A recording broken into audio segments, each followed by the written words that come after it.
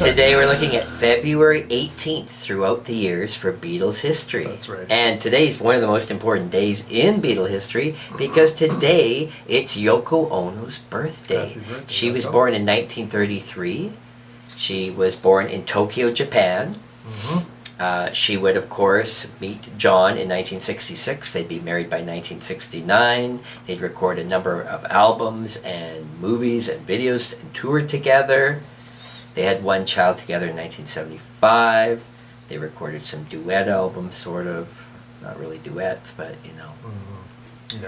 duo albums, we'll say. And, of course, she was with John to the end. And now she's a big humanitarian and gives tons of money to charities. And and Yoko, like you said before, was quite a successful avant-garde artist in her own way. yeah. And some people get her, understand her, and some people just don't. I've always been a fan because she's doing her thing. Here's the thing. As a fan, you're always looking for a reason as to why the Beatles broke up. You want to blame it on something, obviously, Right. because it's so traumatic. And a lot of people have blamed it on her. I never have blamed it on her. I just go, that's just foolishness.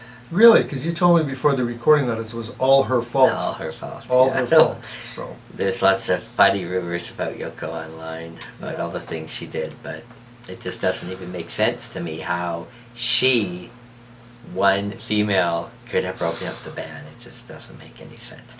Could it have been an irritation at times? Sure, of course. Just like that's how life is, right? But a band breaking up for that's just silly. I think it was Marianne Faithfull myself. Yeah, that could be. Oh no, that was the Rolling Stones. I'm sorry. She had nothing to do with it either. But On this date, in February 18th, in 1964, the Beatles met Cassius Clay. And if you don't know who Cassius Clay was, he became Muhammad Ali, one of the greatest boxers of all time. Yeah, it's interesting. Yeah. So they did a photo shoot, the four Beatles, with him. But supposedly later John actually complained because he thought it was foolish the way that they had posed with him. On this date in 1965, the Beatles were busy in the recording studio at EMI Studios. They recorded You've Got to Hide Your Love Away, and Johnny Scott was the flute player who played on that song. Paul did his song Tell Me What You See, and the Beatles recorded one take Tell me what you see. If You've Got Trouble. It is no surprise. And this was a Lennon McCartney song That's right. that Ringo That they was gave going to to Ringo, sing, yeah. but they never did release it officially. Not until the anthology. Yeah, it's on there. So, not a bad tune. On this day in 1970, Ringo hit the recording studio, also the same studio, Studio 2 at EMI Studios in London. He recorded It Don't early Come Easy. takes of It Don't Come Easy. Good song. George Martin was producing. Ringo was on drums, of course. George Harrison was in the band playing acoustic guitar. And who was on bass? Stephen Stills was the piano player, and he was That's the true. big name from Crosby, Stills and Nash. And Klaus Vormann, longtime friend of the Beatles, was the bass player. The guy who designed the Revolver album. And would go on to be in the Plastic Ono Band Mhm. shortly, too. He did a lot there, yeah. On this same day, Yoko got to celebrate her birthday by guest hosting the Mike Douglas Show with John Lennon. This was their week-long hosting, and they even performed Luck of the Irish on the show that particular day. And in 1974, on this date, John and Yoko were currently split up. John was dating May Pang, but the two of them went to visit Yoko for 20 minutes to celebrate her birthday at the Dakota. Well, May Pang was actually a friend of Yoko's. And Yoko basically told her, look, I want you to be with John because we're going to separate and I don't want him to be alone. And this is what happened. I just bought a book. I've had it. Well, I had many books written by May Pang, but I just recently bought a book where she talks a lot about what she describes as the lost weekend, or I guess Elliot Mintz described as the lost weekend, with John Lennon and May Pang. And they were living in L.A. So Yoko stayed behind in New York, and John and May Pang went to Los Angeles. And this is called the lost weekend that lasted like 14 months.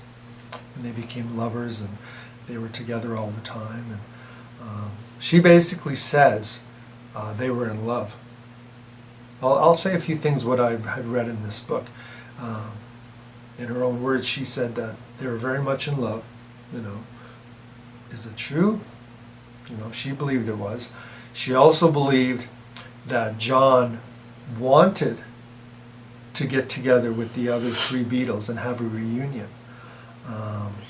But that, well, I guess she kind of blames a lot of it on Yoko, you know.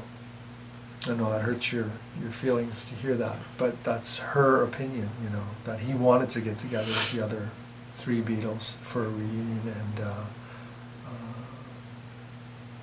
when he got together back with Yoko, Yoko put an end to that. And whether that's true, I don't know. I wasn't there. I'm just going by what I read or read into it.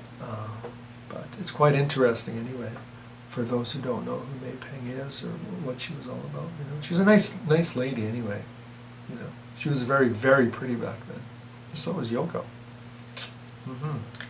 On this day, February 18th in 1980, Ringo Starr, now in Mexico, began filming his new movie, Caveman, with his soon-to-be wife, Barbara Bach. Yeah.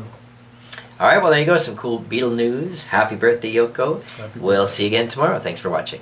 Thanks, guys. Take care. So my dear friends, come back when you can.